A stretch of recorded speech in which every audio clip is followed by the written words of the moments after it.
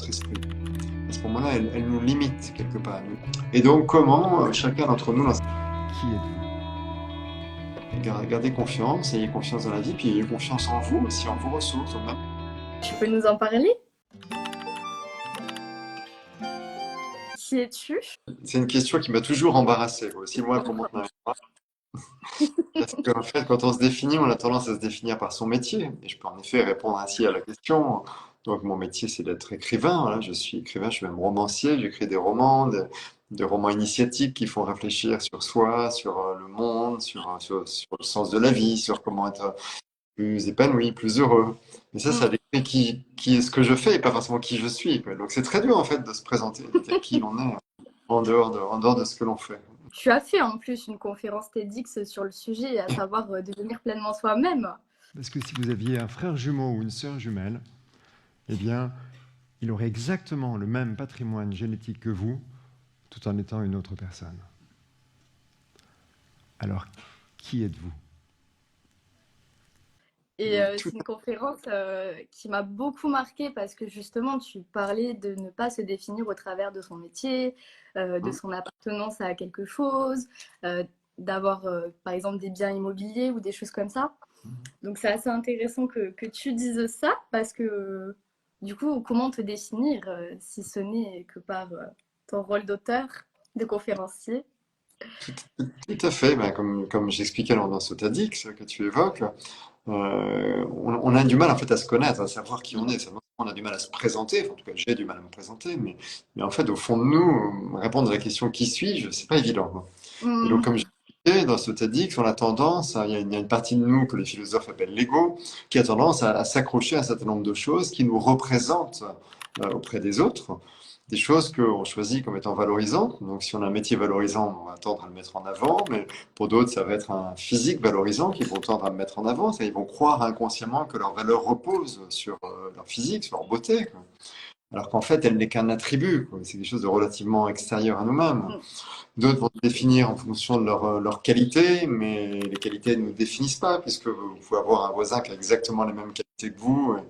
Et évidemment, vous n'êtes pas la même personne.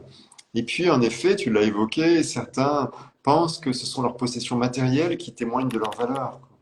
Et donc, inconsciemment, ils vont s'identifier à leur maison, leur voiture ou leur téléphone portable, leur paire de chaussures, je ne sais pas, et croire que ces objets, en fait, témoignent de qui ils sont, finalement, de leur valeur. Donc, évidemment, on est encore moins nos objets qu'on est notre métier ou nos qualités, quoi. Mmh. Et finalement, c'est très difficile de se définir. Et même par les capacités cérébrales, parce que certains peuvent dire, je suis mon intelligence, je suis ma culture. Oui, et en même temps, on ne se limite pas à ça. Et j'en veux pour preuve, en fait, que la plupart des éléments que je viens de citer, en fait, disparaissent au fil de la vie, quoi. C'est la beauté physique, bah, c'est la première à disparaître, je dirais, en général, quoi.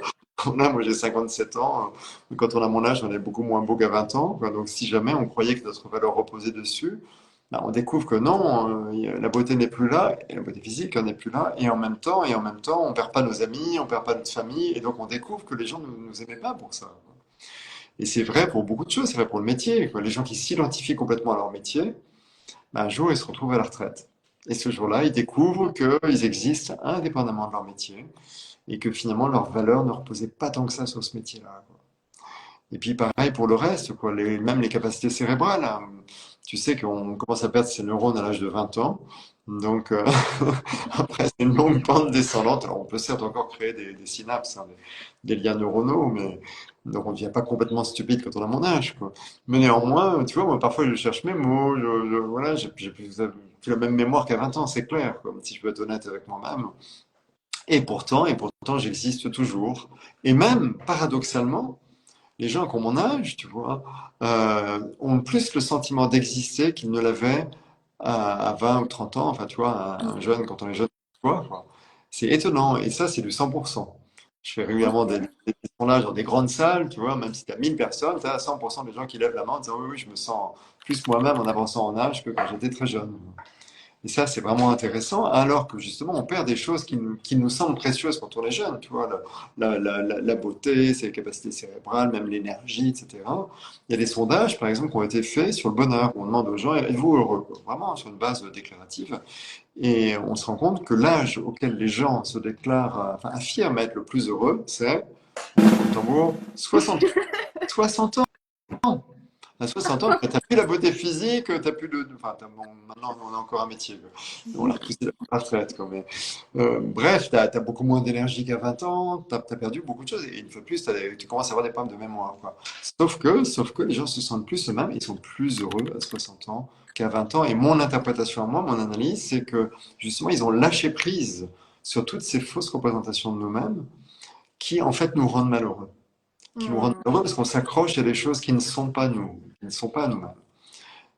Et parce qu'on est autre chose que ça, quelque part, on n'est pas hyper à l'aise en fait en mettant ça en avant. Et puis surtout, on a peur que ces choses s'arrêtent, quoi. Parce que si on s'identifie à sa beauté, ben, on se rend bien assez vite compte que ça, quand les premières rides apparaissent. Si on s'identifie, je sais pas, à sa voiture, ben, elle aussi, elle vieillit, quoi. Et au bout d'un moment, il va falloir acheter. Est-ce que je vais avoir les moyens, enfin, etc., etc. Donc en fait, ça génère des peurs.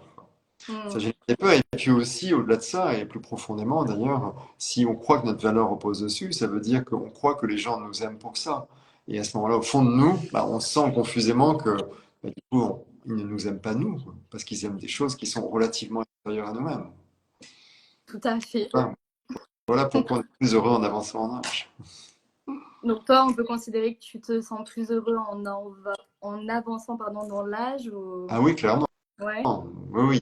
Il y a pas... Bon, moi, en plus, je suis un cas un peu à part, enfin, quoique, d'ailleurs. Mais moi, à 20 ans, j'étais très malheureux parce que j'étais très mal dans ma peau, j'étais bourré de problèmes, bourré de peur, j'étais maladivement timide, mais vraiment à un point difficile à imaginer. Et j'avais très peur des gens. Et donc non, j'étais vraiment pas heureux pour le coup.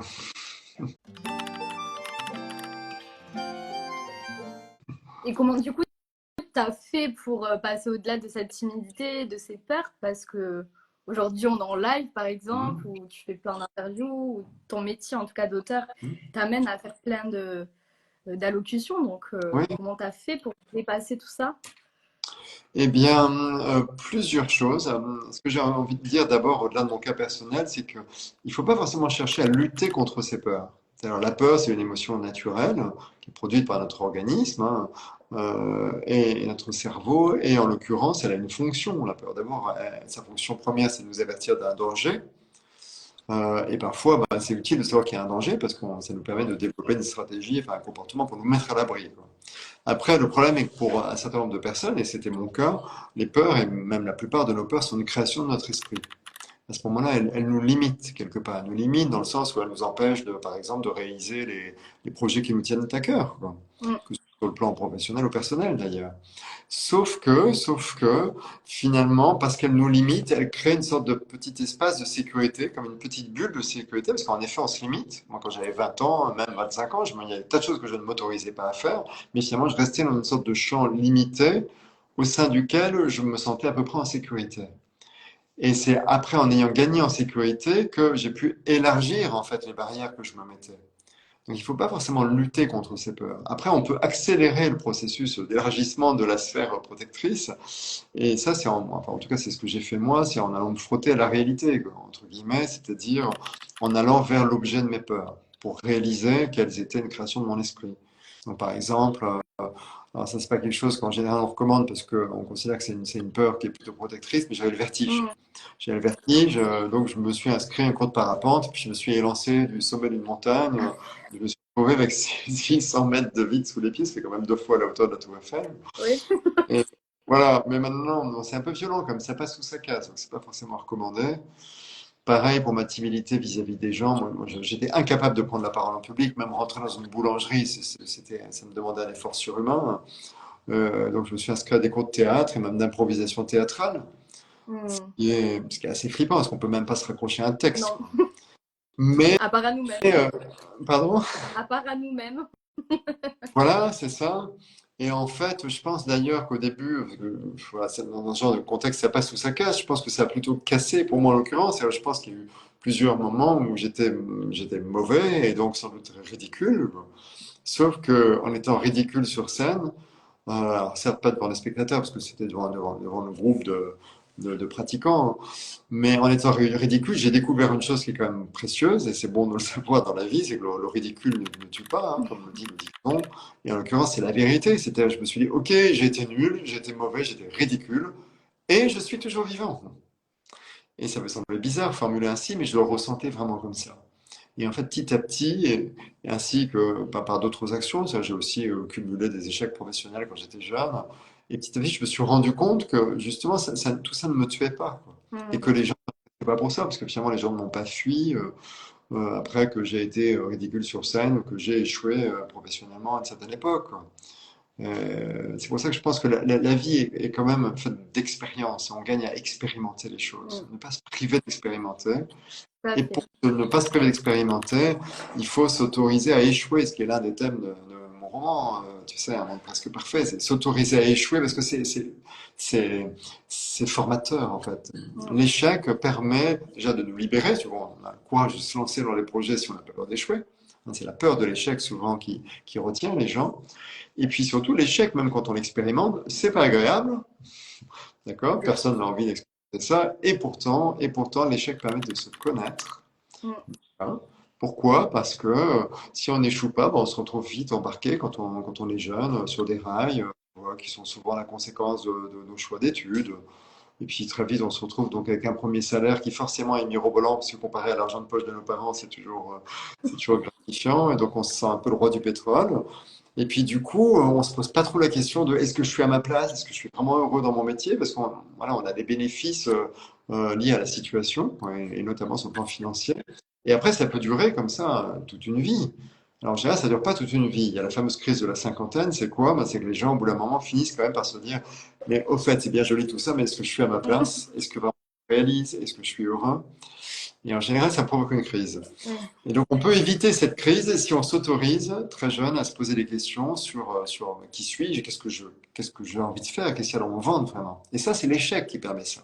Je connais très peu de gens qui spontanément se sont posé la question. C'est vraiment parce qu'on échoue qu'à un moment donné, on se retrouve face à un mur, on est coincé, on se dit, mon Dieu, qu'est-ce que je vais faire, comment je vais m'en sortir? Et à ce moment-là, on est obligé quelque part de savoir ce qu'on veut, quoi. On s'écoute, on est à l'écoute de soi-même, et ça c'est précieux et c'est essentiel dans la vie. On ne peut pas passer à côté de la connaissance de soi. Donc l'échec permet ça, et dans la foulée, l'échec permet de se réinventer. Mhm. Donc, par exemple, changer de voie si on n'était pas à notre place, quoi. Donc c'est précieux. Complètement d'accord avec toi. Et puis, il faut rappeler aussi qu'on vit dans un monde de Oui. dualité. Donc, on a besoin d'échecs pour connaître nos réussites, Mm. comme on a besoin du mal pour avoir du bien et pour apprendre aussi constamment. Donc, les échecs sont de formidables escaliers pour avancer et évoluer. Donc, c'est génial. Mm. Tu as Mais parfaitement raison. Ouais. comment, Non, pardon? je dis, tu as parfaitement raison. Ouais, ouais. Complètement d'accord. Tu disais que tu avais beaucoup de peur. Est-ce que, en les acceptant, est-ce que tu as fait un travail aussi pour essayer de les comprendre ou juste tu t'es arrêté sur l'idée de bon, ben, elles sont là, elles font partie de moi parce que ben, j'ai ma vie, j'ai eu des parents qui m'ont transmis aussi des choses ou est-ce que est-ce que tu as fait un petit travail sur ça pour les comprendre ou juste aller au-delà, sauter de la montagne Ouais, non. Bah, écoute, en fait, j'ai fait tout un travail sur moi à l'origine par des lectures. Pourquoi? Parce que je n'ai pas eu le courage d'aller pousser la porte d'un thérapeute ou d'un psy, quoi. Parce que dans ma famille, tu vois, il y a une dimension culturelle, mais à l'époque, et surtout dans ma famille, les psys, c'était pour les fous, quoi, tu vois. Et moi, je me sentais pas fou, quoi. Donc, bref, c'était pas pour moi. Donc, voilà, j'ai appris à me comprendre, comprendre mes peurs, mes difficultés grâce à des lectures. Donc, j'ai lu beaucoup de livres autour de la psychologie, du développement personnel. Ça m'a beaucoup apporté.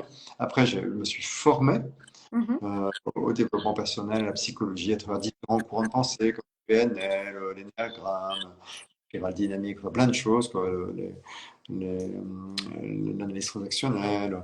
Et puis après, j'ai quand même fini par pousser la porte d'un psy pour achever, enfin achever, c'est jamais achevé, mais pour avancer, accélérer mon évolution, quoi. Et en effet, ça m'a permis de gagner beaucoup de temps, quoi. Donc aujourd'hui, je recommanderais à ceux qui estiment avoir des difficultés ou des problèmes, en effet, d'aller voir un professionnel. Il y a des gens pour ça, quoi. Et ça aide beaucoup. Faut bien le choisir.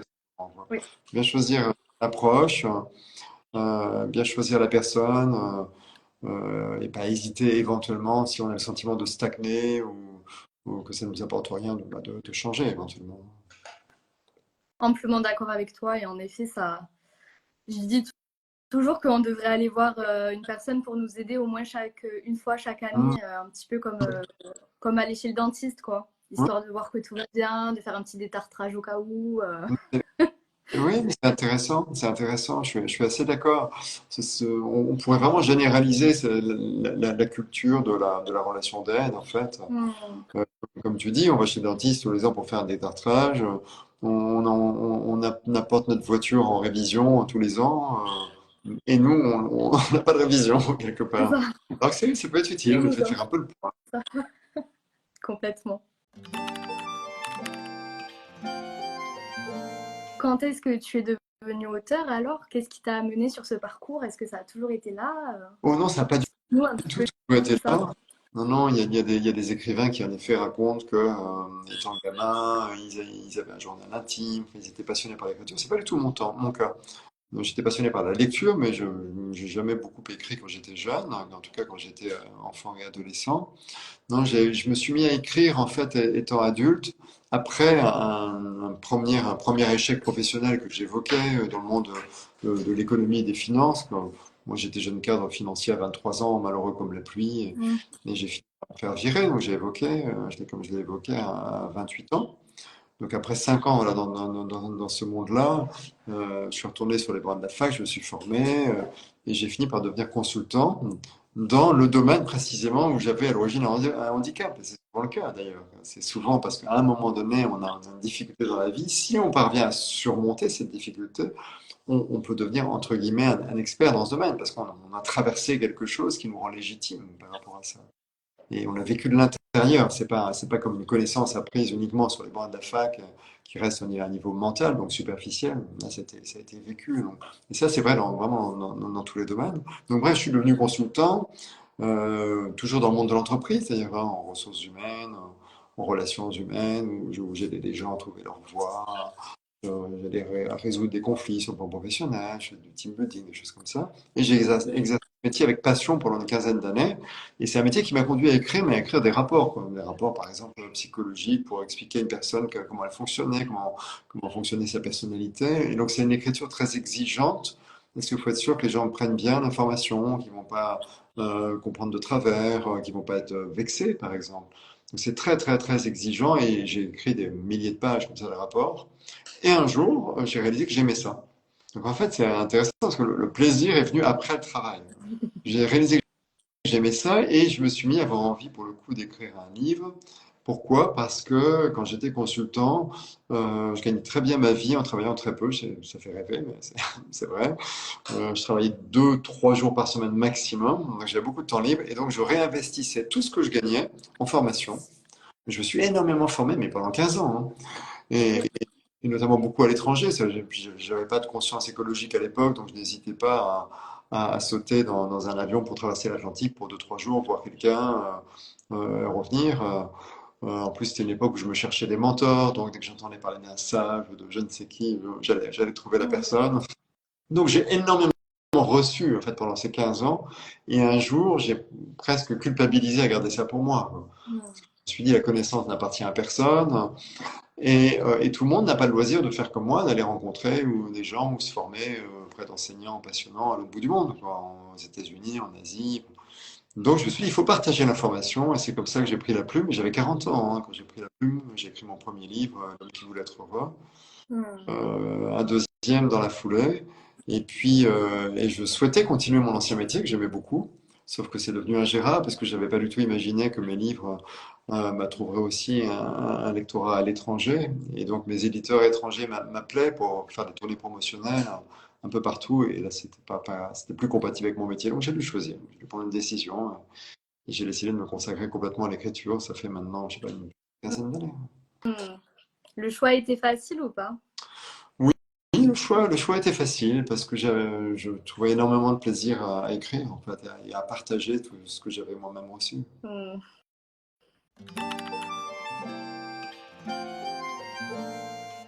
Est-ce que tu peux nous en parler? Oui, tout à fait. Alors, c'est un roman parce que j'écris sous la forme de roman. Mhm. Je tiens à le préciser parce que j'aurais pu écrire des essais ou des guides, puisque mon idée était de partager des techniques, des idées, des concepts, des choses utiles pour les gens dans leur vie, quoi. Donc, j'aurais pu naturellement écrire un guide ou un essai. Et en même temps, moi, je crois toujours, d'ailleurs, au pouvoir métaphorique du roman. En fait, tu vois, parmi les nombreuses formations que j'ai suivies, je me suis formé à l'hypnose ericksonienne. Je ne sais Ok. pas si tu as entendu parler de, voilà, de Milton Erickson. C'est un grand psychiatre américain qui est mort en 1980 et qui soignait ses patients en leur racontant des histoires. Des petites histoires qu'il confectionnait sur mesure pour la personne. Et en fait, dans l'histoire, il y avait un personnage qui avait un problème qui n'avait en apparence rien à voir avec le problème du patient, sinon les gens l'auraient vu venir avec un sabot. Mais la structure du problème du personnage était similaire à la structure du problème du patient, qui crée ce qu'on appelle un isomorphisme. Et du coup, c'était des histoires opérantes, des métaphores opérantes, quoi. Et très puissantes, puisque les gens, du coup, parvenaient à résoudre leurs problèmes en une séance ou deux, quoi, là où d'autres passent 15 ans sur un divan. Mhm. Et donc moi j'étais passionné par l'approche d'Erickson, je me suis formé à ça, j'ai lu des tas de bouquins sur comment il faisait une fois que les gens étaient en transe, hein, parce qu'on a retenu d'Erickson l'hypnose, mais c'est assez secondaire en fait. Ce qui est intéressant, c'est qu'est-ce qu'il faisait une fois que les gens étaient hypnotisés. Donc j'ai beaucoup travaillé la question, et quand donc j'ai voulu à mon tour partager les informations, je me suis dit, mais bien sûr, il faut écrire sous la forme d'histoire, quoi. Mais des histoires qui soient opérantes, des histoires qui permettent aux gens de se projeter, de s'identifier à un personnage, et donc d'apprendre avec lui ce que le personnage apprend. Donc j'écris des romans. Alors maintenant, je vais répondre à ta question sur ce roman que je viens de publier. Donc c'est Un monde presque parfait. C'est un roman qui se passe dans, on va dire, c'est un roman d'anticipation. C'est un peu dans notre société, dans le futur, mais un futur à court terme, hein. C'est un futur c'est nous dans 5 ou 10 ans maximum. Donc une société vachement sympa, hein, hyper développée, hyper connectée. Bien sûr, l'intelligence artificielle a remplacé la plupart des métiers. C'est en Mhm. cours, hein. Donc les gens restent chez eux, ils ont un revenu universel, voilà, ils font des jeux vidéo, ils regardent la télé, ils ont une vie très confortable, très confortable. Et puis il y a une partie de la population qui se dit, ouais, c'est bien joli tout ça, mais bon, nous on veut se reconnecter à la nature déjà, on veut aller vivre dans la nature, et puis on veut se reconnecter à notre nature humaine, parce que finalement tout ça, ça nous coupe un peu de nous. Donc ils sont partis sur une île, ils se sont exilés sur une île, on les surnomme les exilés, une île qui était inhabitée jusque-là, puis ils ont fait sécession. Donc on a deux communautés comme ça qui se font face. Il n'y a pas de conflit, hein, mais chacun vit dans son monde. Et il se trouve qu'il y a un personnage issu de la société très développée, qu'on appelle dans le livre les réguliers, qui doit se rendre en territoire exilé, pardon, pour rencontrer une jeune femme afin de lui délivrer l'avis de décès de son oncle, qui était un sociologue en territoire régulier. Et il se trouve que ce sociologue en question avait fait une étude, il avait lancé des recherches, et en fait le gouvernement du territoire régulier veut à tout prix mettre la main sur le rapport avant que la jeune femme en hérite. Pourquoi? Parce que c'est un rapport explosif qui a le pouvoir de d'ébranler toute la société régulière. Donc le jeune homme qui part là-bas, il a pour mission de convaincre cette jeune femme de venir vivre en territoire régulier afin que la succession ait lieu là et que l'État puisse préempter le rapport, préempter la succession. Donc ça amène une confrontation entre ces deux mondes. Donc ça, c'est le pitch, hein. Oui. Euh, et à partir de là, il y a toute une intrigue qui se développe, une intrigue légèrement policière. Enfin, bon, voilà, je ne vais pas trop raconter. Euh, Mhm. et maintenant, les thèmes du livre, en fait, c'est essentiellement axé sur la prise de décision. Il y a pas mal de thèmes enchevêtrés, mais sur la prise de décision. Et donc, comment chacun d'entre nous, dans sa vie, peut prendre des décisions, parce que je trouve qu'on prend de moins en moins de décisions, en fait. D'abord, on a tendance par se laisser aider par des applis qui vont décider de notre itinéraire sur la route à notre place, qui vont nous conseiller tel petit resto ou tel hôtel si on va à l'hôtel. Dans plein de domaines, en fait, finalement, sans s'en rendre compte, on abandonne un petit peu notre pouvoir de décision au profit de ces applis. Et en parallèle de ça, la société décide de plus en plus à notre place. Tu vois, parce qu'il y a, par exemple dans les entreprises des normes ISO 9001, 9002, qui vont décider comment on doit exercer notre métier. Tu vois, il y a des tas de normes partout, de règles. Il y a des normes gouvernementales, il y a des normes européennes aussi. Oui. Moi, je raconte toujours, parce que ça me fait marrer qu'un un agriculteur, en fait, il peut même pas décider de la hauteur de son tas de fumier, quoi. Il y a une directive européenne qui a mis une norme à 2,50 m pour un tas de fumier d'un paysan français, tu vois, d'un agriculteur. Il peut même pas décider de la période de l'année à laquelle il va effectuer ses semis. Pourtant, il est sur place, c'est son terroir, il connaît la météo locale, les microclimats, tout. Non, non, il ne peut pas décider, on décide pour lui, quoi. Mm. Et moi, j'ai observé tout ça et je me suis dit, mais c'est pas anodin, en fait, parce que quand tu décides, eh bien, tu exerces un acte qui est au cœur de ton humanité. Pourquoi? Parce que déjà, quand tu décides, d'une certaine façon, tu exprimes qui tu es. Quand tu décides, tu exerces ta liberté. Et la liberté elle-même, on va peut-être en parler, mais c'est quelque chose qui est essentiel à qui nous sommes en tant qu'être vivant, Ouais. pas seulement en tant qu'humain. Et puis aussi, quand on décide, eh bien, on va pas se tromper quand on prend une décision. Et c'est ça qui nous fait peur, d'ailleurs. C'est aussi pour ça qu'on s'en met des itinéraires. On ne veut pas se tromper d'itinéraire sur la route. On ne veut pas choisir un mauvais resto, on ne veut pas, etc., etc.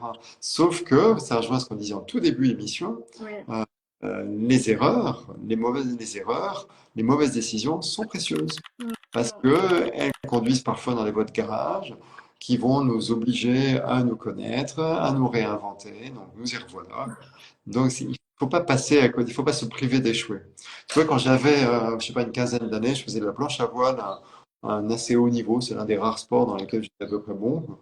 Et un jour, mon moniteur m'a dit, Laurent, je t'ai observé et je crois qu'à partir de maintenant, tu vas plafonner. Tu vas plus progresser. J'étais vexé comme un poutre.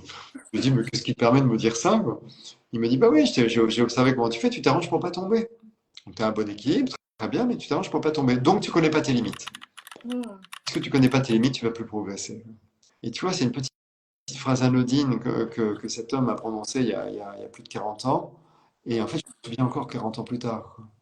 C'est précieux. Il ne faut pas se retenir d'échouer, il ne faut pas se retenir de tomber. Ça permet de connaître nos limites, ça permet de mieux se connaître. C'est essentiel. Donc, il ne faut pas avoir peur des mauvaises décisions. Mm. Donc, c'est un roman qui invite à se réapproprier son pouvoir de décision. Et au-delà de ça, qui invite aussi à voir qu'il y a plusieurs manières de décider. Je ne vais pas rentrer dans tous les détails, mais j'ai au moins envie de parler de prise de décision intuitive. D'accord. Parce que beaucoup de gens ignorent qu'ils ont en eux cette capacité. On est tous doués d'intuition. L'intuition, c'est la capacité d'accéder à une information qui n'est pourtant pas directement accessible par nos sens. Tu vois, c'est quelque chose que tu ne peux pas directement voir, entendre, sentir, toucher ou goûter, quoi. Pas Mm. directement. Donc, grosso modo, ça peut être un objet qu'on cache dans la pièce à côté ou un événement qui se passe à l'autre bout du monde. Et pourtant, je sais que c'est difficilement crédible, mais c'est vrai, et ça a été démontré scientifiquement, hein, véritablement. C'est facile d'ailleurs. Ça existe, ça marche, ça fonctionne. On est capable de capter des informations Mm. de façon assez bizarre, hein. Les gens pensent que c'est dans la tête que ça se passe. En fait, pas du tout. C'est dans le corps que ça se manifeste.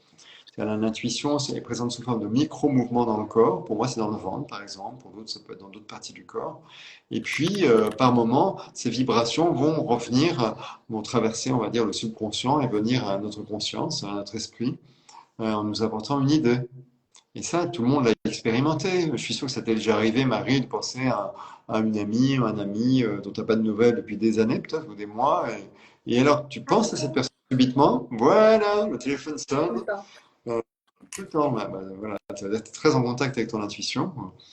Donc, on a cette capacité. D'accord? La personne t'appelait, elle pouvait être à l'autre bout du monde. Et l'information est venue à toi avant que la personne appelle. Tu savais qu'elle allait Mm. t'appeler. Et parfois même, peut-être, si tu es très en contact avec ton intuition, quand le téléphone sonne, tu sens que c'est elle. Ouais. Et peut-être même tu en as la certitude. Il y a zéro doute, tu sais que c'est elle. Et pourtant, tu n'as pas de nouvelles depuis des mois, quoi. Voilà, c'est ça l'intuition. C'est l'information qui vient à nous comme ça.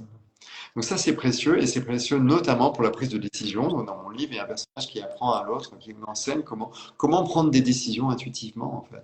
Et je trouve que c'est assez précieux parce que si on veut être trop rationnel, ce qui était mon cas avant, tu vois, je suis de culture scientifique, hein, donc je voulais être assez cartésien, donc j'allais lister des critères pour prendre des décisions, les pondérer, etc. Et ça aboutit finalement rarement à une bonne décision. Les meilleures décisions prises dans ma vie, c'est au feeling, tu vois, en écoutant mes ressentis.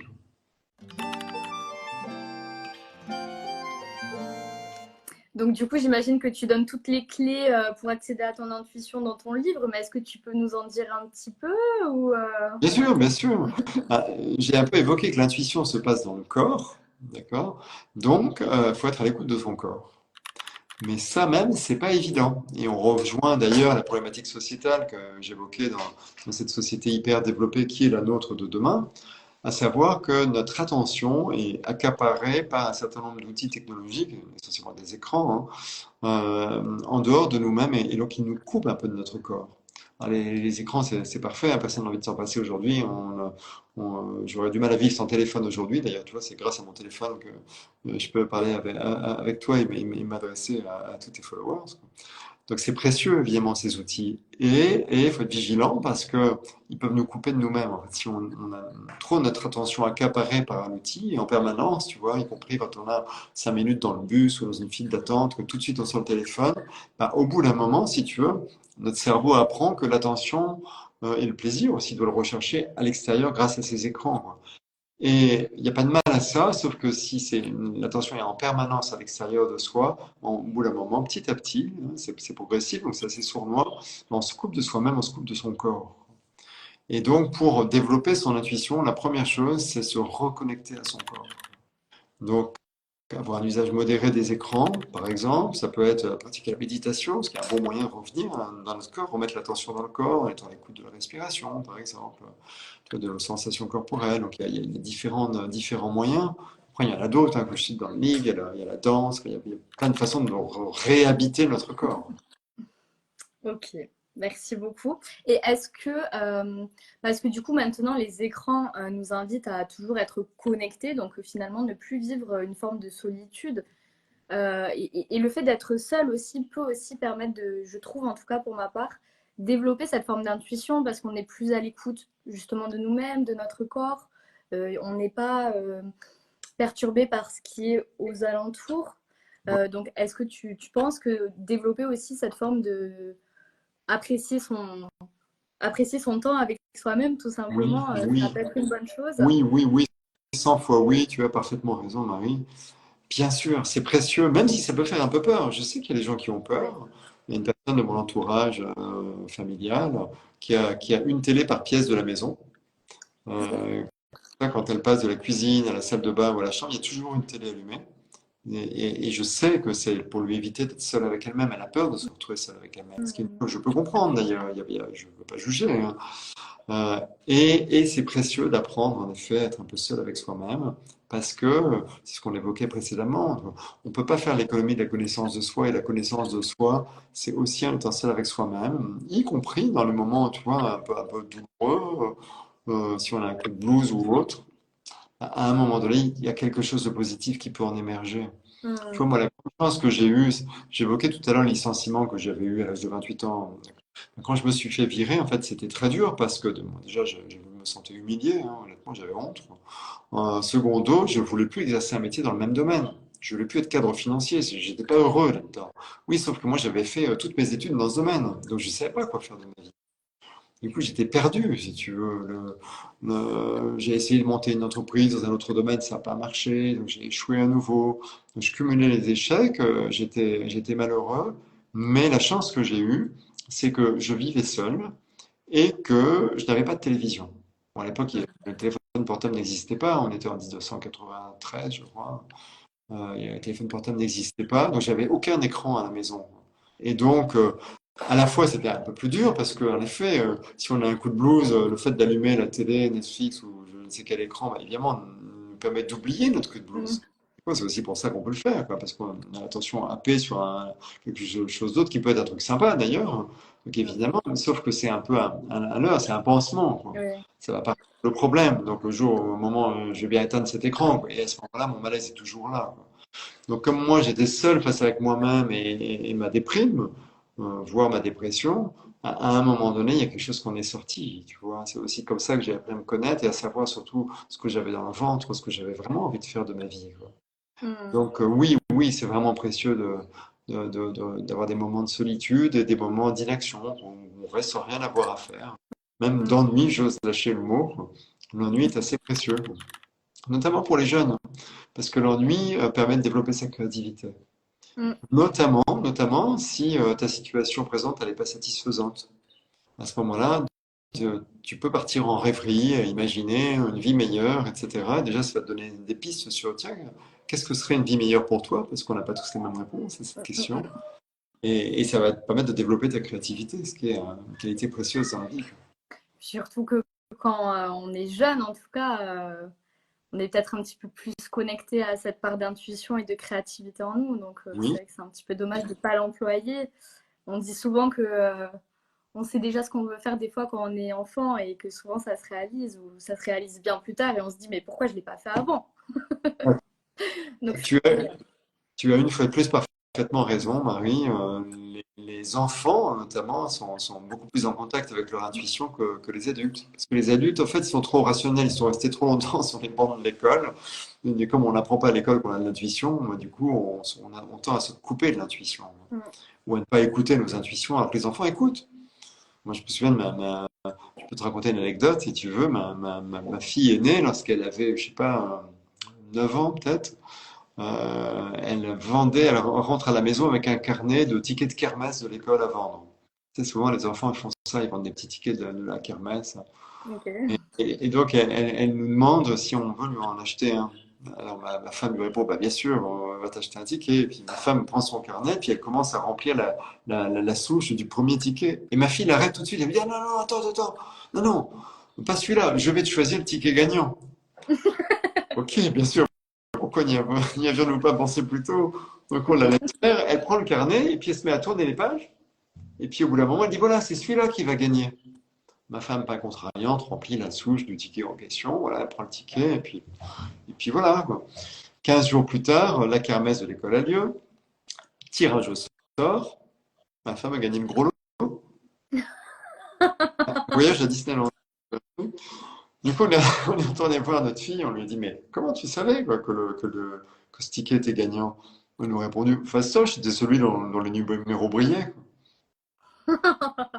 Sympa, En fait, c'est juste de l'intuition, moi. bien sûr, ouais, L'intuition a fait projeter en fait sa vision de numéro plus brillant, soi-disant que les autres.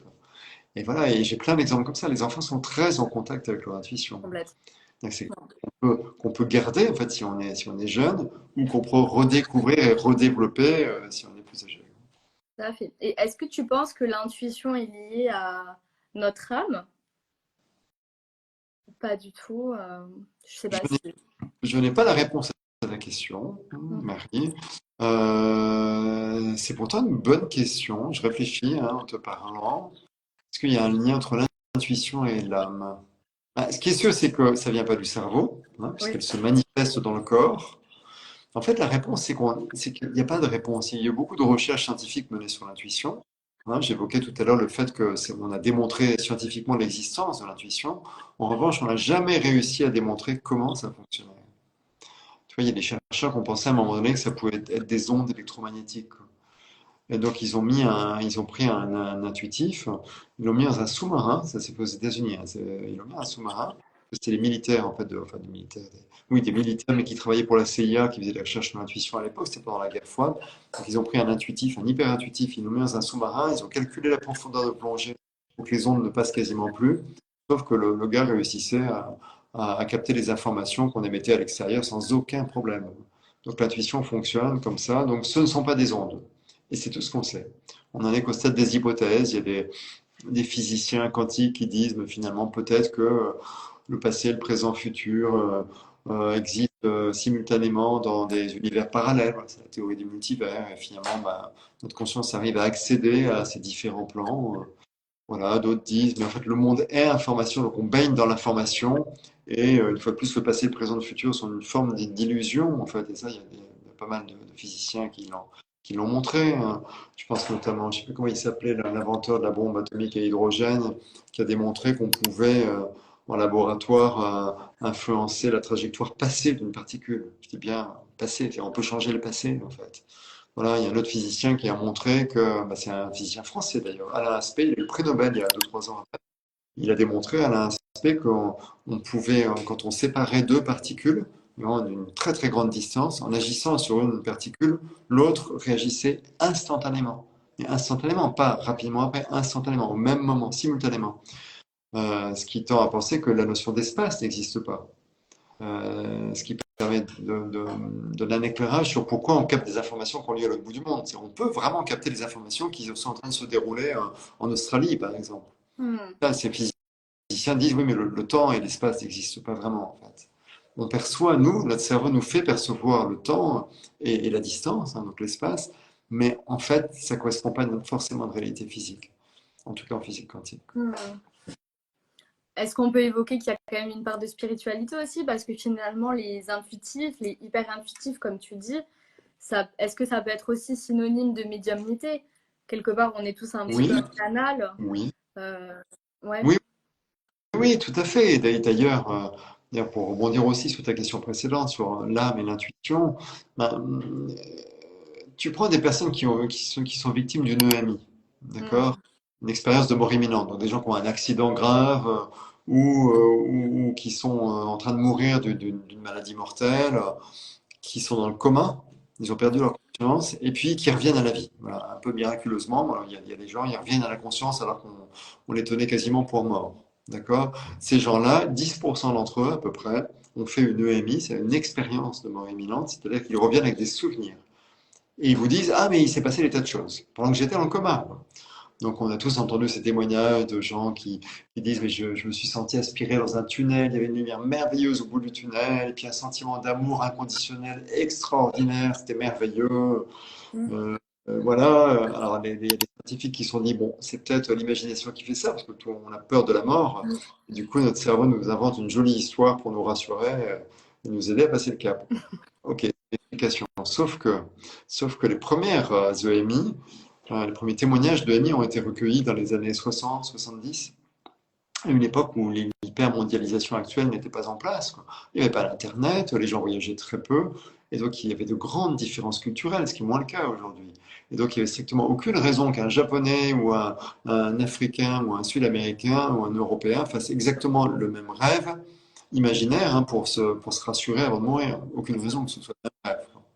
Ça, c'est un premier élément. Et puis il y a autre chose, c'est que depuis, maintenant on a beaucoup enquêté sur les EMI, et puis vous avez des médecins, je pense notamment au docteur Forêt, qui est un spécialiste de l'accompagnement des personnes en fin de vie, donc qui a été témoin de multiples EMI.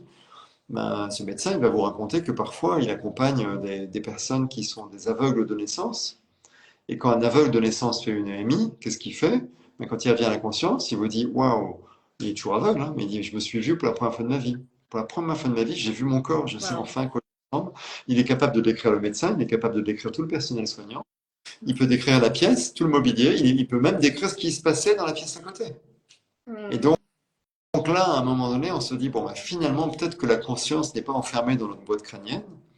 Donc notre âme, parce que pour moi, conscience et âme sont synonymes, hein. Donc peut-être que notre âme, en effet, est dissociée du corps, quoi. Elle Hmm. est pas enfermée dans notre corps. Elle existe peut-être indépendamment. Donc là, la spiritualité, elle est là, parce que si elle existe indépendamment du corps, à ce moment, on peut imaginer aussi qu'elle perdure après la mort du corps. Et ça mettrait même un point final à nos propos du début d'émission, où je te disais, tu sais, dans la vie, voilà, on a tendance à s'identifier à des tas de choses qui ne sont pas vraiment nous-mêmes. Et parmi les choses auxquelles on s'identifie, il y a le corps. On Hmm. croit qu'on est notre corps. Ben, peut-être que, à un moment donné dans la vie, notre âme se dit, bon, allez, j'ai plus besoin de ce corps-là, je m'en débarrasse. C'est peut-être ça la mort, en fait. C'est peut-être juste la mort du corps physique. Peut-être, mais on ne sait pas. Il faut vraiment employer le conditionnel. Hein, ce sont des hypothèses, c'est ma conviction, mais elle n'est pas étayée scientifiquement, là, pour le coup. Je comprends que tu prennes des pincettes, mais pour ma part, c'est de la mienne aussi. Je pense que nous sommes juste un véhicule et Clam a déjà fait des beaux voyages et compte en faire de plusieurs encore à venir. Donc, je pense en effet tout comme toi. Mais en tout cas, on peut dire que ta part intuitive t'a permis d'écrire ces livres. D'où vient ton inspiration? Comment est-ce qu'un matin tu te dis, bon, ben, je vais écrire sur le pouvoir de décision? Qu'est-ce qui fait que tu entres dans un process d'écriture? D'où te vient ta créativité, ton intuition? Comment ça émerge? Alors, deux choses. D'abord, il y a le thème de mes livres et les idées que je souhaite partager. Donc ça, oui, c'est dès le début. En effet, j'ai envie d'écrire un livre sur ce thème parce que je pense que c'est utile pour les gens de découvrir un certain nombre de choses sur tel ou tel thème. Donc ça, c'est toujours le point de départ. Et après, je dois, donc ça donne lieu à des recherches sur le thème en question. Et après, je dois trouver une histoire qui porte ça. J'ai dit pourquoi je vais sous la forme d'histoire. Ah, c'est ton chat. J'adore les. Sinon, Donc, je dois trouver une histoire qui me permette de partager. Et ça, c'est le gros du travail pour moi. Voilà, pendant un an et demi, c'est une phase créative. Je cherche les idées pour construire l'histoire. L'histoire, c'est-à-dire ben, quel est le pitch, finalement, c'est l'histoire de quoi, qui sont les personnages, et puis quelles sont les scènes, toutes les scènes. Et ça, c'est très particulier et c'est purement intuitif, je le sais aujourd'hui. Ça sort pas de mon cerveau, en fait. Les idées me viennent dans le désordre. Ça me perturbait beaucoup au début, je trouvais ça bizarre. C'est-à-dire, je peux avoir la fin avant le début, je peux avoir une scène qui émerge soudain, et je me dis, waouh, mais qu'est-ce que je vais en faire? Ça n'a a priori aucun rapport avec l'histoire, ça me semble un peu saugrenu. Moi, je note, je suis dans une posture d'accueil, donc j'ai des grandes feuilles de papier à dessin qui recouvrent toute la surface de mon bureau, ce qui me permet de noter dans tous les coins, de tirer des traits ensuite, un peu comme on fait en mind mapping, tout ça. oui, Et ça dure un an et demi, hein. Je vais beaucoup marcher dans la nature, c'est là que les idées me viennent, je les enregistre sur mon dictaphone, enfin, mon téléphone, qui sert de dictaphone, et après je note ça sur mes feuilles de papier à dessin. Enfin, et quand je dis ça vient pas de mon cerveau et c'est intuitif, oui, j'en ai eu la preuve. En fait, je peux raconter quelques anecdotes d'écriture. On est en 2017-2018, j'ai écrit un livre qui s'appelle Je te promets la liberté. C'est une histoire, alors très vite, voilà, dans ma phase créative, un truc émerge, c'est l'histoire va se passer sur un bateau. Donc toute l'histoire se passe sur un bateau-restaurant. Ok, très bien, je note, je continue, et très vite une autre idée vient à mon esprit. L'héroïne est originaire de Djibouti. Pourquoi pas? Et je prends, elle est djiboutienne, très bien, je continue. Et au bout de longtemps, peut-être 6 mois, 7 mois, je prends un peu de recul et je me dis, mais pourquoi est-ce qu'elle serait originaire de Djibouti alors que mon bateau, il navigue en France, quoi. Il navigue sur la Saône, et même à Lyon, tu vois, il quitte pas la région de Lyon. Donc ça n'a pas de sens qu'elle soit étrangère, tu vois. Et j'ai l'idée de lancer une recherche étymologique sur Djibouti, sur Internet. Et j'apprends que Djibouti, ça vient de l'arabe ancien et que ça signifie est-ce que le bateau est arrivé? Mais je ne parle pas arabe. Donc je n'avais aucun moyen de savoir ça, quoi. Donc c'est pas un calcul de ma part, ça vient pas de mon cerveau, ça ne peut pas venir de mon cerveau. Ça m'est venu comme ça, j'ai noté, j'ai accueilli, et c'était pertinent en l'occurrence, quoi. Puis je peux raconter une autre anecdote sur ce même livre d'ailleurs. Je l'ai publié le 5 ou le 6 octobre 2018. Et il se trouve que je suis très ami avec Bernard Werber, mhm, célèbre. Et Bernard a publié un livre la même année, le même mois, 2 jours avant. Et on a coutume de nous offrir, on s'offre nos livres en fait avant parution, c'est fait envoyer par le service de presse. Et donc le livre qu'il a publié 2 jours avant le mien s'intitule La boîte de Pandore. Donc il faut savoir d'abord au préalable qu'avec Bernard on se voit régulièrement, mais on ne parle jamais du livre qu'on est en train d'écrire. D'abord moi je suis hyper secret, tu ne mm, me feras pas dire quel est ni le thème ni l'histoire de mon prochain livre. Je suis hyper secret. Et quand même d'accord, mon éditeur il signe le contrat en blanc, quoi. Il sait pas du tout de quoi je vais parler. ok. Ce secret jusqu'au bout. Bref, je me jette dans la lecture du livre de Bernard qui s'appelle La boîte de Pandore, et là, eh bien, je tombe sur les fesses. Mon histoire se passe sur un bateau-restaurant. Son histoire se passe sur un bateau-restaurant. Mon bateau porte un nom mythologique, le Pygmalion. Son bateau porte un nom mythologique, la boîte de Pandore. Mon histoire, c'est l'histoire de quelqu'un qui change de vie tous les jours sous hypnose, en changeant de personnalité. Son histoire, c'est l'histoire de quelqu'un qui change de vie tous les jours sous hypnose, en visitant des vies antérieures. Je n'ai pas d'explication, lui non plus. Manifestement, en tout cas, on a puisé à la même source, quoi. À un moment donné, voilà, on a capté, on a chopé au même moment en plus, hein. On écrivait le livre en même temps, on a chopé les mêmes informations. Alors, c'est pas la même histoire, hein, néanmoins, mais il y a énormément de points communs, c'est très, très troublant. Ça, c'est incroyable même. Ouais, C'est incroyable. oui, oui. Donc, encore une fois, tout est en nous, hein, finalement. Oui, c'est l'intuition. Moi, j'étais formé à l'intuition par un spécialiste qui s'appelle Alexis Champion, qui a un institut qui est consacré à ça. Et un jour, il m'a dit, bah, en fait, je sais comment t'écris tes bouquins. Ah bon? Il m'a dit, oui, oui, tu les écris intuitivement. Et il me dit, ta conscience se déplace dans le futur à un moment, à une époque où le livre est déjà écrit, déjà publié. Et puis tu le pompes, il me dit. Et quoi? Il dit, oui, tu le pompes et tu le pompes par bribes, en fait. Il me dit, et c'est pour ça que ça t'arrive par petits morceaux et dans le désordre. Alors, j'en sais rien, je peux pas affirmer que ce soit ça, il y a aucune preuve, quoi. Et en même temps, ça donne du sens, en effet, à ce phénomène qui me perturbait beaucoup au début, à savoir que les idées me viennent dans le désordre, qu'une idée qui émerge, qui me semble saugrenue, ben, parfois 7, 8 mois plus tard, elle va trouver sa place dans l'histoire, et voire même s'avérer parfois être un élément central, un pivot de l'histoire. Sans cette scène, qui pourtant me semblait saugrenue, l'histoire tient pas la route. Hmm. Et ça, j'ai pas d'explication. Une fois de plus, ça ne peut pas venir de mon cerveau. Donc, c'est peut-être ça. Peut-être que voilà, je pensais être auteur de mes livres. En fait, je suis juste un voleur. Je vole mes propres histoires. Bon, au moins, ce sont les tiennes déjà dans un premier temps. Euh, et de deux, c'est un vol de qualité, donc ça C'est m'a chouette. fait pardonner. Euh, alors, j'ai aussi posé des questions un petit peu à la communauté, si on peut dire, Oui, vis-à-vis de ta venue sur le live. Quand tu écris tes livres, il y a une thématique, bien sûr, mais est-ce que tu as une idée, une leçon vraiment que tu veux transmettre pur et durement, ou ça se dessine en fait petit à petit et intuitivement? Ça participe. oui. Alors, je dirais pas une leçon parce que, en fait, j'aime pas trop le terme parce que c'est associé souvent. Enfin, je suis pas un donneur de leçons, quoi, d'accord? Oui. Non, c'est plutôt des. J'ai vraiment envie de partager un certain nombre de choses qui me semblent précieuses, qui parfois ont été utiles pour moi dans ma vie. Et donc, parfois, c'est les idées, parfois, ça va être des techniques, parfois, ça va être des concepts.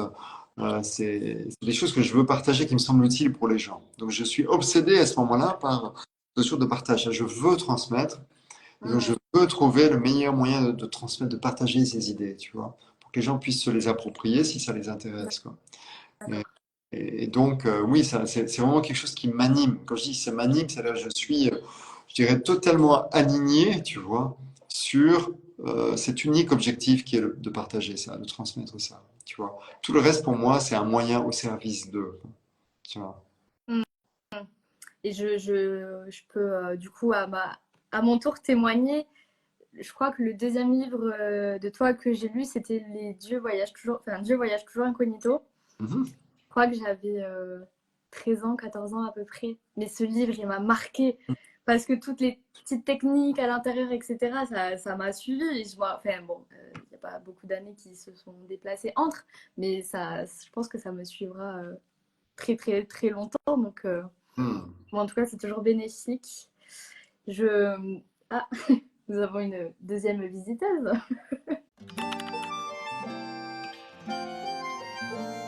J'ai cru entrevoir, en tout cas, dans une interview, désolée, je dérive, mais c'est un sujet que je voulais aborder quand même avec toi, que tu disais, enfin en tout cas c'était le titre, qu'il y avait un éveil des consciences actuellement, que ça changeait, qu'il y avait, je sais pas, une transformation du côté du monde en fait. Pardon. Est-ce que tu peux nous en dire un petit peu plus Oui, oui, oui, oui, on dit toujours ce qui ne va pas dans le monde. Oui. Dès qu'on allume la télé ou la Ah oui. radio, qu'on ouvre un journal, on voit ce qui ne va pas. Et il y a en effet des choses qui ne vont pas, hein, je ne me mets pas la tête dans le sable. Et il y a plein de choses qui vont bien dont on ne parle jamais. Et notamment, en premier chef, l'éveil des consciences. Il y a de plus en plus de consciences qui s'éveillent. Ah, il est trop beau ce chat. Je suis désolée. Mais non, au contraire, hein, au contraire. Donc, il y a de plus en plus de conscience qui s'éveille et Ouais. j'entends par là en fait, beaucoup de choses. D'abord, vraiment au sens littéral, des gens qui prennent conscience de choses qui se passent dans leur vie, qui prennent conscience aussi de l'impact de leurs actes, qui prennent conscience de l'effet que peut produire leur parole. Mhm. Donc, je vois beaucoup de gens vraiment qui sont conscients. Je vois aussi un éveil des consciences en termes, sur le plan des relations humaines. Tu vois, j'ai 57 ans, je me souviens quand j'étais gamin, les gens étaient rarement aimables. Tu vois, tu rentrais dans une boutique, les vendeuses, c'était souvent des femmes à l'époque, elles étaient pas sympas, quoi. Elles te disaient pas bonjour, les gens étaient assez agressifs. Tu vois, j'ai même revu récemment un film des années 70, je crois que c'est Les Bronzés, tu vois, en fait, je l'avais jamais vu. Donc, tiens, c'est peut-être sympa à voir en famille. En fait, pour te dire, on a éteint au bout d'une demi-heure, quoi. Les Bronzés, c'était un humour méchant, en fait. Hmm. Enfin, c'est pas un jugement de ma part, hein, surtout que j'adore les acteurs qui joue dans ce film. Et je connais bien notamment Gérard Jugnot, que j'aime énormément. Enfin, je le connais pas bien, mais je l'aime énormément. Bref, c'est pas du tout un jugement sur les acteurs, c'est plus un regard sur l'époque. Mm. C'est à cette époque où l'humour était méchant, tu vois, et ça faisait marrer tout le monde. Moi, j'ai pas trouvé ça drôle du tout, avec mes yeux de 2024, tu vois. Donc il y a une vraie évolution maintenant. Maintenant, tu vois des gens qui te disent bonjour en se regardant dans les yeux, même dans un commerce. C'était impossible il y a 30 ans ou 40 ans, tu vois. Donc de plus en plus de gens qui sont gentils, qui sont respectueux des autres, ce qui n'était pas le cas avant. Alors il y a des exceptions, bien sûr, hein, on en connaît tous, mais il y a une vraie tendance de fond, je vois un vrai mouvement de fond, quoi. Vraiment, je trouve que les êtres humains évoluent bien dans le bon sens. L'humanité évolue dans le bon sens. Ça, je vois cette évolution et je m'en réjouis. Voilà, alors, il y a des tensions, il y a des crises. En ce moment, on est en train de vivre une crise politique en France. Je pense que ça va se secouer dans quelques temps, quoi. Et en même temps, c'est pas grave, parce que les crises, il faut les voir non pas comme une crise, point final, il faut les voir comme quelque chose qui accompagne une transition. Les transitions sont toujours accompagnées par des crises, que ce soit au niveau personnel ou que ce soit au niveau sociétal. Au niveau personnel, on passe de l'enfance heureuse à un état d'adulte heureux en passant par la crise de l'adolescence. Quand on est adolescent, on est rarement heureux. C'est une crise, on est mal dans sa peau. Beaucoup d'adolescents ne s'aiment pas, n'aiment pas les autres. C'est une vraie crise. Mais la crise permet la transformation, permet le passage de l'enfance à l'âge adulte. Et je pense qu'au niveau sociétal, on est en train de vivre une bonne transition très positive qui passe par une transition horrible. D'accord? Donc c'est compliqué, ça secoue en ce moment. Oui. Alors, en même temps, il y a beaucoup de souffrance, hein. Il y a quand même beaucoup de gens qui sont en souffrance ou qui vont l'être à cause de ça. Donc ça, c'est pas drôle. Mais gardons à l'esprit que ça ira, je suis absolument convaincu, dans une bonne direction. On est en train de vivre un changement de société. Et je ne sais pas combien de temps ça va durer. Je ne sais pas. Et c'est très dur, même en intuition, précisément parce que le temps n'existe pas. On n'arrive pas, quand on capte des éléments du futur, à savoir les positionner dans le temps. Les voyantes, par exemple, quand elles sont compétentes, parce que aussi les charlatans dans ce domaine, mais une vraie voyante, en fait, est capable de capter les éléments sur l'avenir, mais elle est rarement capable de dire quand ça arrivera, ou alors elle se trompe Mm. souvent. Pas toujours, elle se trompe souvent. C'est très dur. Donc je ne sais pas combien de temps va durer cette transition. J'espère qu'elle va durer le moins longtemps possible et qu'on connaîtra en tout cas de notre vivant, surtout toi qui es jeune, voilà, un monde complètement différent et très apaisé où les relations humaines sont merveilleuses, quoi. Et sans doute les modes de vie très différents aussi. Mais je suis vraiment confiant. Mais ça donne envie. Ça donne envie et c'est vrai qu'il y a énormément d'évolution. Après, on entend parler de développement personnel depuis les années 2000 à peu près. Oui, Donc, oui, est-ce que ça participe aussi à cet éveil global où les gens se posent de plus en plus de questions et se oui, font des réflexions oui. intérieures? Et leur changement intérieur provoque aussi, par effet de ricochet, une évolution à l'extérieur. Tout à fait. Tu vois, en 1987 ou 88, donc ça fait longtemps, hein, eh bien, presque 40 ans, eh bien, je me souviens d'un prof de fac qui nous présentait le modèle du philosophe Abraham Maslow, le modèle de ce qu'on appelle la pyramide des besoins. Tu sais, il avait hiérarchisé les besoins humains. Je ne vais pas la résumer ici, mais grosso modo, pour lui, le besoin humain ultime qui apparaît seulement quand tous les autres besoins sont assouvis, donc les besoins physiologiques, les besoins de sécurité, les besoins d'appartenance, les besoins de reconnaissance, les besoins de réalisation de soi, ben, le besoin de réalisation de soi, il arrive en tout dernier, c'est le besoin ultime. Et quand il présentait ça aux étudiants dont j'étais, eh bien en fait, nous, on ne savait pas ce que c'était. On n'avait pas d'image. Réalisation de soi, on se disait, mais c'est quoi la réalisation de soi? On ne savait pas ce que c'était. Et le prof nous a dit, cherchez pas, vous pouvez pas comprendre, ça ne vous concerne pas. Parce que vous en êtes à un niveau inférieur de besoin, en fait. Et donc il disait, vous n'y êtes pas encore. Je me souviens, il disait à l'époque, ça doit concerner deux personnes en France. Il avait cité un président et un ancien président, Giscard et Mitterrand. C'était marrant.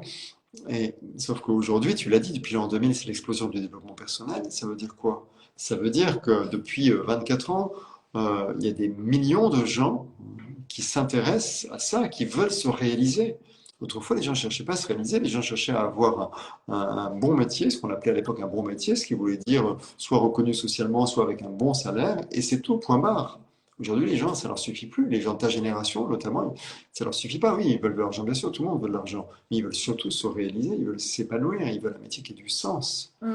Ça veut au dernier niveau de l'échelle de Maslow, de la pyramide de Maslow. Ça veut dire que l'humanité a considérablement évolué en seulement 40 ans, même pas. C'est incroyable. C'est C'est incroyable. incroyable. Et Complètement. oui, c'est enthousiasmant. C'est très enthousiasmant et c'est qu'on se demande un petit peu pourquoi ça évolue autant, pourquoi les nouvelles générations apportent autant cette volonté d'expression, de quête de sens, de savoir pourquoi on est là, parce qu'on sait au fond de nous qu'on n'est pas là pour faire du métro boulot dodo et chacun à son niveau, quel qu'il soit, lié au dev perso ou pas du tout, mais souhaite apporter un petit peu sa pierre à l'édifice et c'est assez... euh, je sais pas, c'est assez enivrant finalement de voir tout cet enthousiasme autour Tout à fait. du bien-être Tout à fait. pour toi et des autres. Donc c'est vrai que ça donne du positif pour la suite, bien que nous vivions une crise. Et on en revient au tout début de ce live. Il faut bien des échecs pour pouvoir se relever et marcher et grandir. Exact. Donc c'est assez drôle que ce live tourne autour de ça finalement, Oui. comme par hasard. En tout cas, merci beaucoup. Ça fait énormément de bien, tes paroles. Je pense que pour toutes les personnes qui nous écoutent et qui nous réécouteront, euh, est-ce que tu aurais peut-être des clés ou des conseils pour les personnes qui actuellement enfin, ne sont pas forcément bien, un petit peu pas en forme, on va dire, moralement, et qui pourraient un petit peu aller les aider pour développer leur bonheur, un petit conseil, un petit coup de pouce. Euh, Modérer les écrans, ça, c'est le premier point. Modérer les écrans, ça, en plus, ce sont de bons outils, faut pas culpabiliser à les utiliser, mais garder un espace disponible pour vous, tous les jours, un espace où vous éteignez ces machines, vous restez avec vos proches, votre famille si vous en avez une, ou seul avec vous-même, tu l'as évoqué toi-même, c'est précieux, donc ça c'est important. Reconnectez-vous à votre corps, si ce n'est pas déjà le cas, que ce soit par de la méditation, par de la danse, par n'importe quelle pratique un peu physique. Mais reconnectez-vous à votre corps. Le corps est précieux et on gagne dans tous les domaines à être à l'écoute de son corps, que ce soit par rapport à la relation à l'alimentation, que ce soit pour développer son intuition, que ce soit par rapport à la santé aussi. Votre corps, c'est ce dont vous avez besoin sur tout le plan, en fait. Donc vraiment, développer l'écoute de votre corps. Voilà. Après, un conseil, c'est aussi développer un état de confiance. C'était la même quand ça va mal, que ce soit à niveau sociétal comme actuellement, ou parfois à niveau personnel, comme si vous traversez une crise personnelle. Gardez confiance. Dites-vous que on peut rarement, en fait, un être humain peut rarement savoir dans l'instant si la situation qu'il est en train de vivre est vraiment mauvaise, quoi. On a tendance à étiqueter les événements un peu rapidement, en bon, pas bon, mauvais, positif, négatif, etc. Et en fait, on est mal placé. Il faut des années de recul pour le savoir. Je ne sais pas si j'ai encore quelques minutes pour raconter une petite histoire. Écoute, oui, ton Ouais. temps est le nôtre, hein, donc nous, on s'adapte à toi. Alors, pas l'histoire que j'ai inventée, c'est une histoire qui est connue. Je ne sais même pas d'où elle vient d'ailleurs. Elle est vieille comme le monde. C'est une histoire qui se passe, je crois, en Russie. C'est l'histoire d'un paysan qui a un seul cheval pour labourer ses champs. Et le cheval s'évade. Un jour, il saute par-dessus voilà, les barrières de l'enclos. Et là, tous les villageois lui disent: «Oh mon pauvre, c'est terrible quand même, quelle malchance! Vraiment, c'est pas de peau, quoi.» Et lui répond: «Peut-être que oui, peut-être que non.» Réponse un peu énigmatique. Quelques jours plus tard, son cheval revient accompagné d'une jument sauvage. En fait, il était parti pour batifoler. Il revient avec une jument sauvage. Le paysan attrape son cheval, la jument, il les met dans l'enclos. Il a gagné un cheval. Et là, les villageois disent: «Waouh, quand même, quelle chance tu as! C'est incroyable que tu as gagné un cheval, t'en avais un, t'en as deux.»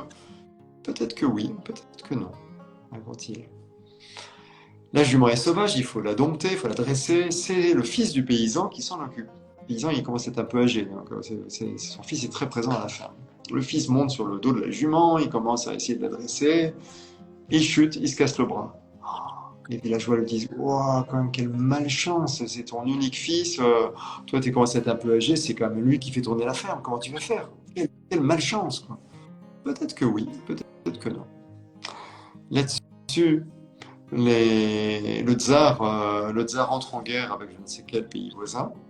Les soldats recruteurs du tsar écument les campagnes pour aller enrôler les jeunes hommes en âge de se battre. Bien sûr, ils arrivent dans le village, ils récupèrent tous les jeunes hommes du village, sauf le fils du paysan parce qu'il a le bras cassé. Et là, les villageois disent oh, quelle chance tu as! Et la morale de l'histoire, c'est que dans l'instant, on est incapable de savoir si ce qui nous arrive est vraiment négatif ou positif. Il faut parfois des années de recul pour le savoir.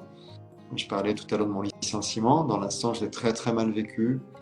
Aujourd'hui, je sais que c'était l'une des meilleures choses qui me soit arrivée dans la vie, quoi. Mais si on me l'avait dit à l'époque, je l'aurais sans doute pas écouté, je l'aurais pas cru. Pourtant, c'est la vérité, quoi. C'est grâce à ça que j'ai pu savoir ce que je voulais vraiment faire de mon existence. C'est grâce à ça que j'ai eu une vie qui aujourd'hui est satisfaisante. Donc, ayez confiance. Gardez confiance. Si vous êtes croyant, ayez confiance en Dieu. Si vous n'êtes pas croyant, ayez confiance en l'univers, en la vie, qui garde encore une bonne part de mystère, et c'est tant mieux d'ailleurs. Donc, gardez confiance, ayez confiance dans la vie, puis ayez confiance en vous, aussi en vos ressources. Donc, même si voilà, vous vivez une situation d'incertitude ou d'échec, vous ayez confiance dans les ressources que vous avez en vous et que vous pouvez développer, par exemple en vous formant, quoi, pour trouver ensuite une voie qui soit épanouissante pour vous. Et c'est ce que je vous souhaite du fond du cœur.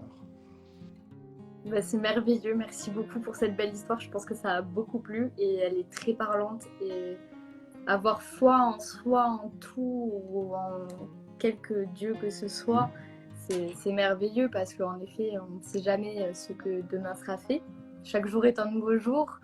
Et je vais citer mon papa, mais il dit toujours tout est bon, tout est juste. Donc même si on pense qu'aujourd'hui tout va mal, peut-être qu'en effet c'est un mal pour un bien. Papa est un sage, Marie. Oui, il est bien sage. En tout cas, merci beaucoup. Est-ce que tu souhaites nous partager une dernière chose pour ceux qui nous écoutent? Je n'ai rien qui me vient. Oui, voilà, je vous souhaite plein de belles choses. En tout cas, je vous souhaite à tous un très bel été. Voilà. Le beau temps arrive enfin, paraît-il, donc profitons-en. Passez un bel été, ressourcez-vous bien. Et moi, je vous invite à tous, du coup, de découvrir le dernier livre de Laurent, Un monde presque parfait, donc à retrouver un petit peu partout, j'imagine. Hein. Oui, je pense. Oui. Merci beaucoup, Marie. Merci d'avoir accepté infiniment l'invitation. J'ai été la plus heureuse, je pense, quand j'ai reçu l'acceptation. Donc, merci encore beaucoup. Vraiment, c'est un honneur et un privilège d'avoir pu t'interviewer, du coup, et juste échanger, tout simplement, naturellement, Et merci avec toi. Oui, merci à tous pour votre participation.